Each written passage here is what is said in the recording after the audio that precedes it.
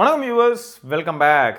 இப்போ நம்ம என்ன பார்க்க போகிறோம்னா, இந்த மாதிரி அமேசான், ஃப்ளிப்கார்ட் இது எல்லா இடத்துலையும் நம்மளால் சாம்சங் டீல்ஸ் பார்க்க முடியுது. அது மட்டும் இல்லாமல் அதுக்கு முன்னாடியே 10,000 mAஹோட ஒரு ஃபோன் வந்தால் எந்த அளவுக்கு நல்லா இருக்கும்னு சொல்லி நம்ம டிஸ்கஸ் பண்ணியிருந்திருப்போம். ஸோ அது வந்து பாசிபிளான்னு கேட்டால் 2026க்குள்ளே வராது அப்படின்ற மாதிரி ஒரு சில ட்வீட் பார்க்க முடியுது. இதுக்கு ரீசன் என்னன்னு பார்த்தீங்கன்னா, ரியல்மி இதை பற்றி பேசியிருக்காங்க. சரியா, ரியல்மி என்ன சொல்கிறாங்கன்னா 2026ஓட எண்ட்லையோ இல்லாட்டி 2027லையோ 10,000 mAh ultra high silicon content anode, அதாவது எனர்ஜி டென்சிட்டி ரொம்பவே அதிகமாக இருக்கும்னு சொல்ல வராங்க. ஸோ இந்த இடத்துல ஹைலைட் என்னன்னா 10,000 mAhன்னு சொன்னது மட்டும் இல்லாமல் 8.5 mm தான் திக்னஸ் இருக்குங்கிறாங்க. Weight just over 200 grams. இப்போ Z10 வந்துச்சு இல்லையா, அது வந்து 199 கிராம்ஸ் இருக்கும். ஸோ இவ்வளோ பெரிய பேட்டரி கெப்பாசிட்டியோட இவ்வளோ பெரிய ஃபார்ம் ஃபேக்டரோட இருக்கக்கூடிய டிவைஸ் வந்து 200 கிராம் பக்கத்தில் தான் இருக்குது அப்படிங்கிறது ஒரு பெரிய ஆச்சரியம். இவங்க என்ன சொல்கிறாங்க, 200 கிராமுக்கு பக்கத்துலேயே இருக்குங்கிறாங்க. சரி, அண்டர் 205 கிராம்ஸ் அப்படின்னு வச்சுக்கோங்களேன். கிரேசியாக இல்லை 10,000 mAh ஃபோனு. ஸோ இது எல்லாமே பயங்கரமாக தான் இருக்குது. சரி பார்ப்போம். சரி, நம்ம இப்போ டீலுக்கு வருவோம். டீலுக்கு வந்தோம்னா ஃபஸ்ட்டு ஃப்ளிப்கார்ட்டில் S24 FE அப்படிங்கிற டிவைஸ் பற்றி பார்க்க முடியுது. இந்த S24 FE வந்து 35,000 ரூபாய்க்கு அவைலபிளாக இருக்குது.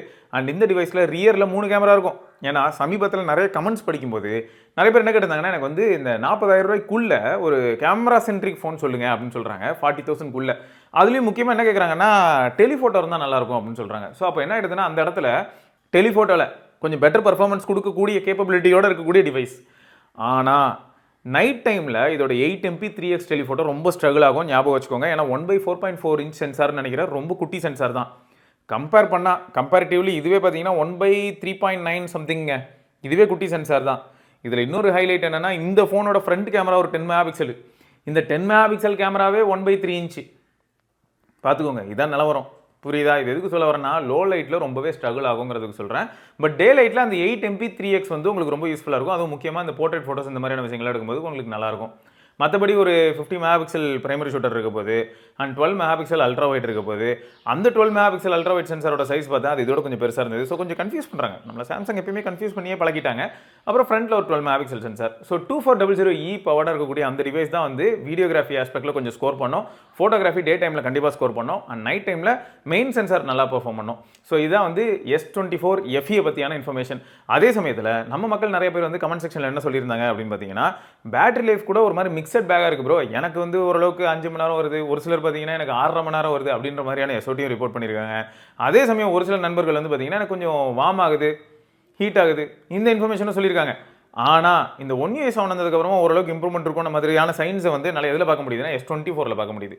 ஏன்னா இந்த S24 எப்படி இருக்குன்னு பார்த்தீங்கன்னா, இதுக்கு முன்னாடி நான் S24 யூஸ் பண்ணும்போது 3.5 மணி நேரம் 4 மணி நேரம் கிட்ட வந்துச்சு. இப்போ 4 மணி நேரம் கிராஸ் ஆகிடுது. பெரிய அச்சீவ்மெண்ட் இல்லை, ஒரு சின்ன இம்ப்ரூவ்மெண்ட். 4.5 மணி நேரம் இந்த மாதிரிலாம் அச்சீவ் ஆகுது SOT.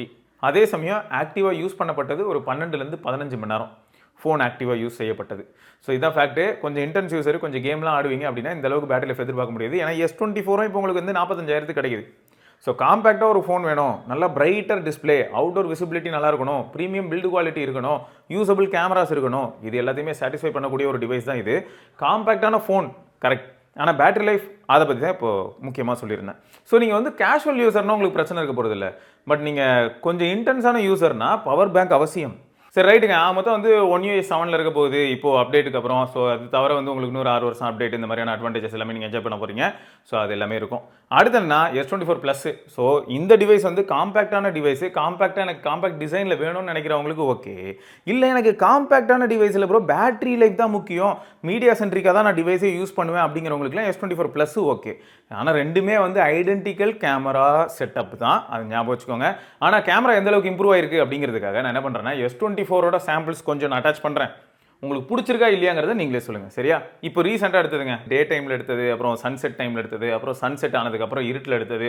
ஸோ இந்த மாதிரி ஒரு சில ஃபோட்டோஸ் இருக்குது. நான் அதெல்லாமே அட்டாச் பண்ணுறேன். உங்களுக்கு எந்த அளவுக்கு பிடிச்சிருக்கு அப்படிங்கிறத தாராளமாக நீங்கள் சொல்லலாம். ப்ளஸ் நீங்கள் இதில் எடுக்கக்கூடிய ஃபோட்டோஸ் எல்லாமே இப்போ காம்படிஷனை கம்பேர் பண்ணும்போது, இப்போ சைனீஸ் டிவைசஸ்லாம் கம்பேர் பண்ணும்போது, ஏன் iQOO 12 கூட இருக்குங்க. ஸோ இந்த மாதிரியான டிவைசஸ் கம்பேர் பண்ணும்போது லோ லைட்டில் கொஞ்சம் சேலஞ்சிங்காக இருக்கும். ஆனால் இவங்க ஏதோ ஒரு மேஜிக் பண்ணியிருக்காங்க. அதுவும் 1UI 7ல் இந்த போஸ்ட் ப்ராசஸிங் அல்காரிதமில் ஏதோ ஒரு சில சேஞ்சஸ் பண்ணியிருக்காங்க.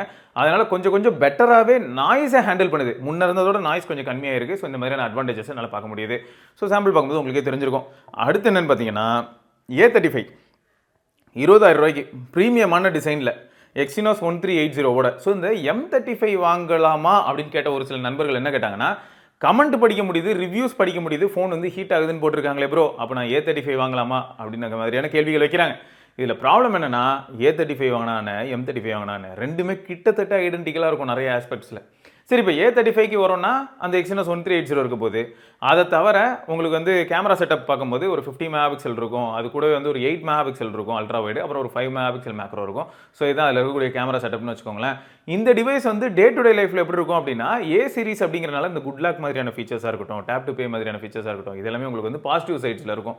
பட் மற்றபடி இதே பட்ஜெட்டில் இருக்கக்கூடிய இன்னைக்கு கரண்ட் ட்ரெண்டில் இருக்கக்கூடிய டிவைசஸ் எல்லாமே இது போடுமா அப்படின்னா, மேபி கேமரா ஆஸ்பெக்டில் கொஞ்சம் இது வந்து அதை ஓவர்டேக் அடிக்க வாய்ப்பு இருக்குது. கேமரா, ஏன்னா சாம்சங்ல இன்னைக்கு எனக்கு தெரிஞ்சு வந்து அவங்க கேமராவில் கொஞ்சம் பெட்டர் ஆகிட்டே வரது ஃபீல் ஆகுது, அதுவும் இந்த பட்ஜெட் செக்மெண்ட்டில் முக்கியமாக. ஸோ அதனால தான் A35 வந்து மீடியா சென்ட்ரிக்காக யாராவது வாங்குறாங்க, இல்லாட்டி இந்த பட்ஜெட்டில் தான் நான் ஃபோன் வாங்கணும்னு இருந்தால் அதில் கொஞ்சம் கேமரா நல்லா இருக்கணும்னு எதிர்பார்த்தேன் அப்படிங்கிறவங்களுக்குலாம் A35 வந்து ஃபுல்ஃபில் பண்ணோம். அதே சமயம் ஞாபகம் வச்சுக்கோங்க, இது வந்து Exynos 1380ங்கிறனால 5G கனெக்டிவிட்டி கொஞ்சம் அப்போவோ இப்போவோன்னு இருக்கலாம், அதுக்காக கம்ப்ளீட்டாக காலே ட்ராப் ஆகிடும்னு சொல்ல வரல. பட் 4G கன்சிஸ்டண்டாக இருக்கும், பட் 5G அந்தளவுக்கு கன்சிஸ்டண்டாக இருக்குமாங்கிற கேள்வியை வைக்கிறேன். அண்ட் A35 யூசர்ஸ் யாராவது ஆல்ரெடி இருக்கீங்க அப்படின்னா தயவு செய்து உங்களோட கருத்துக்களை சொல்லுங்கள், ஏன்னா ரொம்பவே யூஸ்ஃபுல்லாக இருக்கும். நம்ம மக்கள் நிறைய பேர் வந்து இப்போ A35 பற்றி கேட்டுட்டு இருக்காங்க.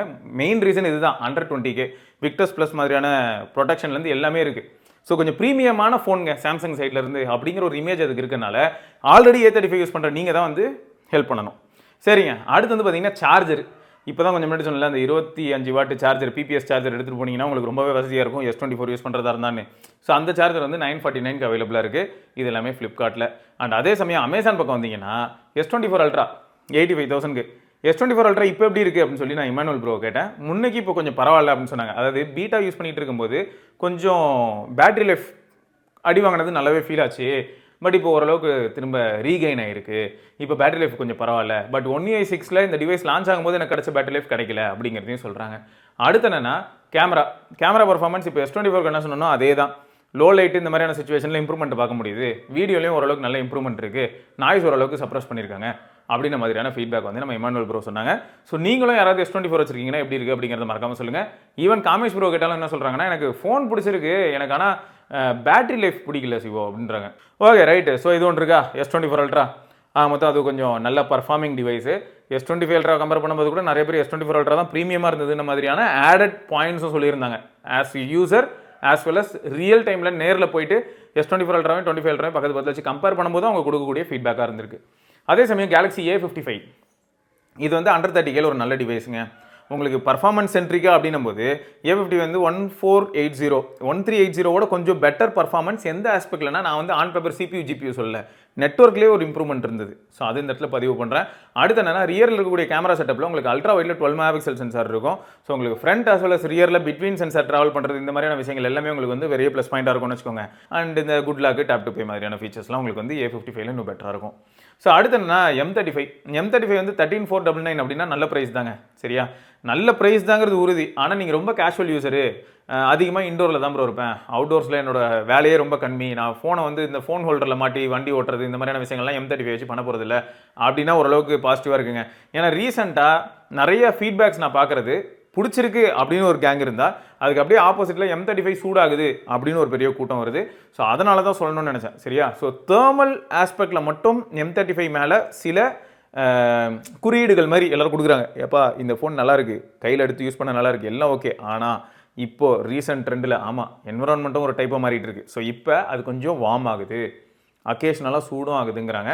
ஸோ M35 யூசர்ஸ்க்கு எப்படி இருக்குது அப்படிங்கிறதும் இப்போ நம்ம இதுக்கப்புறம் கமெண்ட் செக்ஷனில் பார்த்து தெரிஞ்சுக்கலாம். இதுக்கு முன்னாடி சொன்னவங்க இப்படி தான் ரிப்போர்ட் பண்ணியிருக்காங்க. இதுக்கு முன்னாடி நம்ம 2-3 வீடியோ போட்டிருப்போம், சாம்சங்கோட டீல்ஸ் என்னலாம் இருக்குன்னும் போது M35 பற்றி பேசியிருப்போம். அப்போது ஒரு சிலர் வந்து சொன்னாங்க, நான் M35 யூஸ் பண்ணுறேன், எனக்கு வந்து ஃபோன் கொஞ்சம் வார்ம் ஆகுதுன்னு. ஸோ இதுதான் என்ன ஆகுதுன்னா, ரிலீஸ் ஆன புதுசில் M35 சூப்பராக இருந்தது, இப்போ ஆனால் வார்ம் ஆகுது பார்த்தீங்களா. இதுக்கப்புறம் அது பெட்டர் ஆகலாம், திரும்ப பெட்டரான ஃபோனுக்கு வேறு ஒரு அப்டேட் மூலமாக இன்னும் கொஞ்சம் மொக்கையும் ஆகலாம். ஸோ இதனால தான் உறுதியாக இந்த ஃபோன் பெஸ்ட்டு அப்படின்னு நம்மளால் எந்த ஃபோனையுமே சொல்ல முடியலங்க. ஒரு பயமும் பதட்டமும் இருந்துக்கிட்டே இருக்குது, இன்க்ளூடிங் ஐஃபோன். ரைட்டா. ஸோ அடுத்து என்னென்னு பார்த்தீங்கன்னா, இதுலேயே F16 வந்து இந்த அரௌண்ட் 10K அப்படிங்கிற செக்மெண்ட்டில் மீடியா சென்ட்ரிக்காக மட்டும்தான் யூஸ் பண்ணுறேன் அப்படிங்கிறவங்களுக்கு நல்ல டிவைஸுங்க. பேட்டரி லைஃபு மீடியா சென்ட்ரிக் மட்டும்தான். சாம்சங் டிவைஸ் தான் எங்கள் வீட்டில் எங்கள் அப்பா அம்மாவை யூஸ் பண்ணி பழகிருக்காங்க. One UI தான் வேணும்னு அடம் பிடிக்கிறாங்க அப்படின்னும் போது okay. And again One UI 7 அப்படி வரும்போது உங்களுக்கு நிறைய கொஞ்சம் சேஞ்சஸ் இருக்கும். பட் ரொம்ப அப்படியே டிராஸ்டிக்காக கம்ப்ளீட்டாக அப்படியே மாற போகிறது இல்லை, ஓரளவுக்கு சேஞ்சஸ் இருக்கும். ஸோ அதுக்கு அவங்க அடாப்ட் ஆகணும். பட் மற்றபடி One UI தான் யூஸ் பண்ணுவேன்னு அடம் பிடிக்கிறவங்களுக்கு நல்லாயிருக்கும். ஏன்னா இப்போ நம்ம நரேஷ்லாம் எடுத்துக்கிட்டிங்கன்னா அவங்க அப்பாலாம் அந்த டச் வைஸ் காலத்தில் வந்து இப்படி ஸ்வைப் பண்ணால் கால், இப்படி ஸ்வைப் பண்ணால் மெசேஜ் அப்படிங்கிறதுக்கு அடாப்ட் ஆகிட்டு இன்னைய வரைக்கும் அதுதான் எனக்கு பிடிச்சிருக்குன்னு சொல்லிக்கிட்டு இருக்காங்க. ஸோ இந்த மாதிரி ஒவ்வொருத்தரும் ஒன் யூஐயில் ஏதாவது ஒரு சில ஃபீச்சர்ஸில் வந்து அதுக்கு அடாப்ட் ஆகிருக்கலாம். ஸோ இந்த மாதிரி தான் மற்ற இதுக்கும் அதே தான் நான் சொல்லுவேன். இப்போ கலர் வைஸ்க்கு போனாலும் அதே மாதிரி அடாப்ட் ஆகிருக்கலாம். ஸோ மொத்தம் ஒன் யூஐ தான் யூஸ் பண்ணுவேன்னு சொல்லக்கூடிய எல்டர்ஸாக இருக்கட்டும், இல்லாட்டி செகண்டரி ஃபோனாக யூஸ் பண்ணாலும் ஒன் யூஐ தான் யூஸ் பண்ணுவேன் அப்படின்னு யாராவது சொல்கிறாங்கன்னு வைங்க. ஒரு ஐஃபோன் வச்சிருக்கேன், ஆனால் எனக்கு செகண்டரி ஆண்ட்ராய்ட் ஃபோன் வேணும், சாம்சங்காக வேணும்னு நினச்சாலும் அதுக்கு F16 ஓரளவுக்கு நல்லாவே பெர்ஃபார்ம் பண்ணுங்க. அப்புறம் வந்து பட்ஸ் 3 Pro அது வந்து இப்போ 9260க்கு அப்பப்போ அது நம்ம வழி மீது விழி வைத்து காத்திருந்தேன்னுவாங்களே, அந்த மாதிரி காத்துக்கிட்டு இருந்தால் தான் எப்போ வருதோ டப்புன்னு நம்ம தூக்கணும் போல இருக்குது. அது சும்மா நம்ம கேப் விட்டு வெயிட் பண்ணிட்டு இருந்தோம்னா விளங்காது போல். அது மட்டும் இல்லாமல் அதில் முக்கியமாக அந்த ஒயிட் கலர் தான் இந்த மாதிரியான டீல்லாம் வருது. ஸோ ஒயிட் கலர் மேலே ஒரு கண் வச்சுக்கோங்க. அந்த ஒயிட் கலர் வந்து அமேசான்லேயோ இல்லாட்டி வேறு எங்கேயாவது மிந்த்ராலையோ எங்கேயாவது சுற்றிக்கிட்டு இருந்ததுன்னா டப்புன்னு அது மேலே ஒரு கண்ணை வச்சிங்கன்னு வைங்களேன், டக்குன்னு நீங்கள் தூக்கிடலாம். 9000 rupees, அது 9260 இந்த மாதிரியான ப்ரைஸ்க்கு தூக்கலாம். பட் கண்டிப்பாக அந்த ப்ரைஸ்க்கு ஒர்த்தாக இருக்கிற மாதிரி தான் இருக்குது. அண்ட் ஒரு சிலர் வந்து அவங்களும் என்ன சொல்லியிருந்தாங்கன்னா, எனக்கு வந்து ஃபிட் அந்த அளவுக்கு செட் ஆகலை, ரேரா. இப்போ கௌதம் ப்ரோட நம்ம ஒரு வீடியோ போட்டிருப்போம், அதில் வந்து ஒரு நண்பர் கூட சொல்லியிருந்தாரு, பட் எனக்கு ஓகே, ஆனால் எனக்கு வந்து அவ்வளோவா செட் ஆகலை, ஸ்மால் சைஸ் பட் அந்த இயர் டிப்ஸ் வச்சாலும் எனக்கு செட் ஆகலை, அந்த மாதிரியான ஒரு ஃபீட்பேக் கொடுத்துருக்காரு. ஆனால் பரவாயில்ல, 10ல் 9 பேர் சூப்பர் அப்படின்னு மாதிரி அந்த மாதிரியான ஃபீட்பேக் தான் எல்லா இடத்துலையும் கொடுத்துருக்காங்க. வெப்லேயே இருக்கட்டும், நம்ம சர்க்கிள்லேயே 4 பேர்கிட்ட இப்போதைக்கு இருக்குது. அந்த 4 பேருமே பாசிட்டிவாக தான் சொல்லியிருக்காங்க. அதுக்காக நான் 100க்கு 100 எடுத்துக்கல, கமெண்ட் செக்ஷனையும் படிச்சுட்டு அதில் தான் நான் இப்போ சொல்லிட்டு இருக்கேன். சரியா, ரைட்டு. அடுத்து என்னன்னு பார்த்தீங்கன்னா பட்ஸ் எஃபி. இது வந்து உங்களுக்கு என்ட்ரி லெவல் சாம்சங் பட்ஸ். நான் ஆல்ரெடி சாம்சங் டிவைஸ் தான் யூஸ் பண்ணுறேன். எனக்கு indoor calls and outdoor calls அதுவும் நான் கேஷுவலாக வாக் பண்ணும்போது அப்படி தான் நான் யூஸ் பண்ணுவேன். இல்லாட்டி ஹெல்மெட்குள்ளே ஒரு பட் யூஸ் பண்ணுவேன். பட் இதுக்கு இடையில ரிஸ்க் இருக்குது. ஹெல்மெட்குள்ளார பட்டை வச்சுக்கிட்டு ஃபுல் வால்யூம் வச்சுக்கிட்டா சுற்றி சத்தம் என்ன கேட்குதுன்னே கேட்காது, நமக்கு ரொம்ப ரிஸ்க். ஸோ அதையும் ஞாபகம் வச்சுக்கோங்க. பட் மற்றபடி பட்ஸ் எஃப்இ அதுவும் ஒரு ஆப்ஷன் இருக்குது. 4199 ரூபாய் மட்டுமே அப்படின்னு சொல்லி அது சுற்றிட்டு இருக்குது. அந்த பட்ஜெட்டுக்கு கண்டிப்பாக ஒருத்தா இருக்கும். சாம்சங் கிட்டே எனக்கு பிடிச்ச விஷயம் என்னன்னு பார்த்தீங்கன்னா, சாம்சங்கில் ஃபெயிலியரே இல்லைன்னா நான் சொல்ல மாட்டேன். அவங்ககிட்டே மார்ஜின் ஆஃப் ஃபெயிலியர் நிறைய இருக்குது. இருந்தாலும் மற்றவங்களெல்லாம் கம்பேர் பண்ணும்போது தின்னாயிட்டே போகுது. இப்போ காம்படிஷனில் இருக்கிற மற்றவங்களெல்லாம் கம்பேர் பண்ணும்போது டிடபிள்யூஎஸ் இருக்கட்டும் எல்லாத்துலேயுமே அவங்களுக்கு கொஞ்சம் கம்மியாகிட்டே போகுது. நான் க்ரீன் லைன் பற்றி பேசலை. ஏன்னா க்ரீன் லைன் வந்ததுனாலே சாம்சங் ஒன் ப்ளஸ்லாம் டாப் ஆஃப் த சார்ட் நமக்கு தெரியும். ஆனால் இந்த பட்ஸ்னு வரும்போது இப்போ கூட என்கிட்ட பட்ஸ் லைவ் இருக்குங்க. நம்ம இதே சேனலில் பட்ஸ் லைவ் எப்போ வாங்கணும்னு சொல்லி ஒரு வீடியோ போட்டிருப்பேன் இல்லையா, அப்போ இருந்து அதே பட்ஸ் லைவ் தான் யூஸ் பண்ணிட்டு இருக்கேன். அது நல்லா தான் இருக்குது. அடுத்து என்னன்னா, சாம்சங்கில் வந்து டி சீரிஸ் கிறிஸ்டல் டிவி அதுக்கு வந்து டீல்ஸ் நிறைய போயிட்டு இருக்குங்க. 4K டிவி உங்களுக்கு வந்து பார்த்தீங்கன்னா 43 இன்ச்சு 22,740 கிடைக்குது. ஸோ அதையும் நீங்கள் செக் பண்ணிக்கோங்க. HDFC கார்டுக்கு ஆஃபர் இருக்குது, அது தவிர கூப்பன் ஆஃபர் இருக்குது. ஸோ இதெல்லாமே நீங்கள் செக் பண்ணிங்கன்னா அதையும் நீங்கள் வாங்கிக்க முடியும். உங்களுக்கு சப்போஸ் 4K டிவி 25K கீழே வேணும் அப்படின்னு நினச்சிருந்தீங்கன்னா அது செட் ஆகும்ல, அதுக்கு சொன்னேன். அப்புறம் ஏசியும் பார்த்தீங்கன்னா 1.5 டன். நமக்காக தான் இதை எடுத்துருப்பானோ, இந்த ஏசி மேட்ரு SRK தான் எடுத்து அனுப்பியிருக்கான்.